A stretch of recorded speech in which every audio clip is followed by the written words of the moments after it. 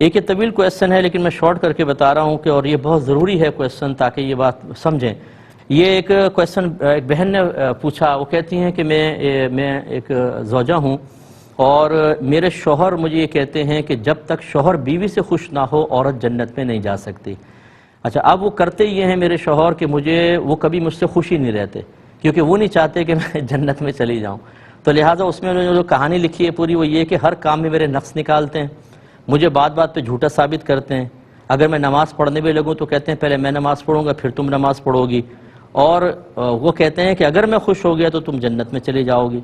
تو وہ کہتی ہیں کہ کیا اب میری جنت میں نجات اور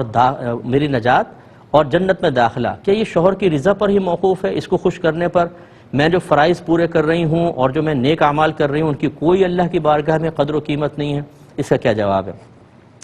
دیکھیں ایک تو میٹھا میٹھا شکوہ میں عرض کر دوں کہ ہمیں دین کی ABC نہیں آتی, لیکن جہاں اپنے مطلب کے مسائل نکل رہے ہوں وہاں پر ہم پورے دین کے اندر غرق ہونے کی کوشش کرتے ہیں اور اس میں بھی اکثر ٹھوکر کھاتے ہیں. ویسے دین کبھی یاد نہیں آئے گا, لیکن اگر میری وراثت کوئی دوبارہ ہوگا تو مجھے دین یاد آئے گا. ویسے ماں باپ اپنے اولاد کو دین نہیں سکھائیں گے, لیکن اولاد بدتمیزی کرے یا ماں باپ کو پیسہ نہ دے تو پھر ماں باپ کو دین بہت یاد آتا ہے. بہو کو کبھی دین یاد نہیں آئے گا, لیکن ساس زیادتی کرے تو وہ پوچھے گی مجھ صاحب میرا کیا شرعی طور پہ حق ہے. یہی شوہر بیوی کا معاملہ اور یہی ساسوں کا معاملہ ہے کہ بہو پر کیا کیا چیزیں فرض ہیں, کیا واجب, اسی وقت پوچھیں گے کہ جب ان کو کسی ان کے مفادات پر ضرب لگ رہی ہوگی. تو یہ ہر ایک کے ساتھ نہیں ہوتا, لیکن اکثر ہوتا ہے کیونکہ میری تو یہ فیلڈ ہے, 30 سال ہو گئے کام کرتے ہوئے, کہ ہم وہیں پر دین کی طرف مائل ہوتے ہیں یا دین کو فوقیت دیتے ہیں جہاں اپنا کوئی فائدہ نکل رہا ہو یا فائدہ حاصل کرنا مقصود ہو. اب جیسے یہ شوہر نامدار,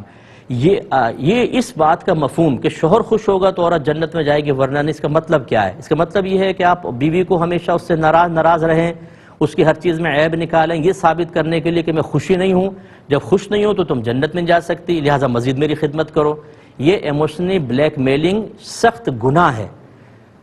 خوش کرنے کا بس مفہوم یہ ہے کہ عورت شوہر کی نافرمانی نہ کرے, یعنی اگر وہ جسمانی تعلق کے لیے بلائے تو بالکل منع نہ کرے, اور باقی یہ کہ کسی بھی طریقے سے اس کو ہرٹ نہ کرے, بدتمیزی کرنا, لہجہ سخت رکھنا یا اونچی آواز میں بات کرنا یا شوہر کو مارنا پیٹنا یا کوئی احسان کیا تو احسان جتانا, بس یہ چیزیں ہیں. یعنی شوہر کو کسی طریقے سے اپنے عمل سے برے عمل سے ناراض نہ کرے. باقی یہ کہ ہر طرح خوش رکھنے کی کوشش کرنا, اس میں اپنے آپ کو پورا ختم کر دینا, اس کا شریعت کی طرف سے کوئی مطالبہ نہیں ہے. میں بارہا آپ کو مسئلے بتا چکا ہوں کہ عورت پر گھر کا کام کرنا بھی واجب نہیں ہے, نہ شوہر کے ہاتھ پاؤں دبانا, نہ اس کی چائے بنانا, نہ اس کا کھانا بنانا, نہ کپڑے استری کرنا, نہ جھاڑو پوچھا کرنا. ہاں اگر عورت کرے تو بہت اچھی بات ہے. بی بی فاطمہ رضی اللہ تعالی عنہا یہ سب کام اپنے ہاتھ سے کرتی رہی ہیں, لیکن شریعت نے واجب قرار نہیں دیے. تو خلاصہ کلام یہ ہے کہ آپ کے شوہر جو اس وقت کردار ادا کر رہے ہیں وہ بالکل غلط کر رہے ہیں, اور جتنے شوہر حضرات میری بات کو سن رہے ہیں, آپ کو اللہ تعالیٰ نے اگر حاکم بنایا ہے تو اس کا مطلب یہ نہیں ہے کہ آپ ایک برے حاکم بنیں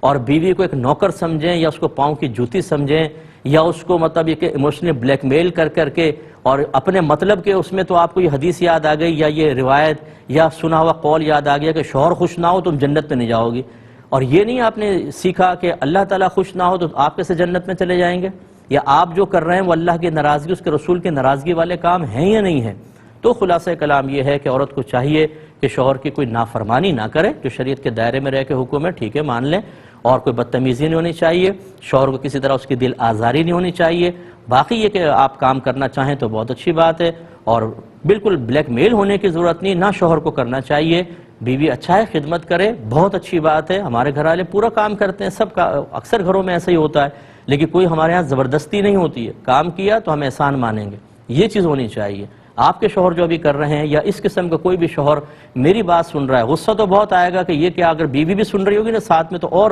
پریشان ہو جائیں گے کہ میں نے جو اتنے عرصے سے کسی کو غلط بات کہہ کے قابو میں کیا ہوا تھا آج تو یہ بے قابو ہو جائے گی مفتی صاحب کی بات سن کر, تو وہ آئندہ کہے گا حکام شریعت ہی نہ دیکھو, کیونکہ ہمارا ٹھیکہ چلنا چاہیے. لیکن یہ نہیں سوچتے کہ اگر آپ نے ہمارے پروگرام سے کچھ سیکھ لیا اور اللہ کی بارگاہ میں توبہ کر لی تو جنت کا راستہ آسان ہوگا. اگر پروگرام نہیں دیکھیں گے سیکھیں گے نہیں تو کیا مطلب اللہ تعالیٰ آپ کی مرضی کے مطابق ڈھل کر ہر چیز آپ کی مرضی کے مطابق عطا کرے گا؟ یہ کہاں سے آپ نے سیکھ لیا؟ نتیجہ نکلے گا کہ آپ اصلاح قبول نہیں کر رہے, اصلاح والی تمام ذرائع اسباب آپ نے ختم کر دیے. اب جب آپ مریں گے تو پتہ چلے گا کہ آپ نے تو ظلم ظلم ظلم کیا تھا. کسی کی بچی کو اس طرح بار بار ڈس ہارٹ کرنا یہ کس طرح جائز ہو سکتا ہے؟ کسی کی بیٹی کے ساتھ اس کا معاملہ کرنا کیسے جائز ہو سکتا ہے؟ اگر یہی طرز عمل جو آپ اختیار کر رہے ہیں آپ کا داماد آپ کی بیٹی کے ساتھ کرے یا آپ کا بہنوئی آپ کی بہن کے ساتھ کرے اور اس کو بار بار اس کا خون خشک کرتا رہے، اسے جہنم کی وعیدیں سناتا رہے، اس سے بیجا خدمتیں لیتا رہے، تو پھر آپ کے قلب کی کیفیت کیا ہوگی؟ تو بس جیسے اپنی بیٹی اور اپنی بہن کے لیے آپ کے جذبات ہیں، ایسے ہی اپنی زوجہ جو کسی کی بیٹی کسی کی بہن ہے اس کے لیے بھی ہونے چاہیے۔ تو میرا مشورہ یہ ہوگا کہ دین سیکھیں خدا را، کہ میرے کتنے فرائض ہیں اور مجھ پر کتنے فرائض ہیں، اور اسی طرح بیوی کو بھی سیکھنے چاہیے تاکہ کوئی بھی غلطی نہ کرے۔ لیکن بہرحال یہاں پہ شوہر جو ہے بہت ہی غیر مناسب رویہ اختیار کر رہے ہیں، اور جیسے میں نے آپ کو عرض کیا کہ اگر بیوی فرما بردار ہے تو اس کے نیک عمل اور اپنے فرائض کی تکمیل انشاءاللہ اس کی نجات کے لیے کافی ہیں۔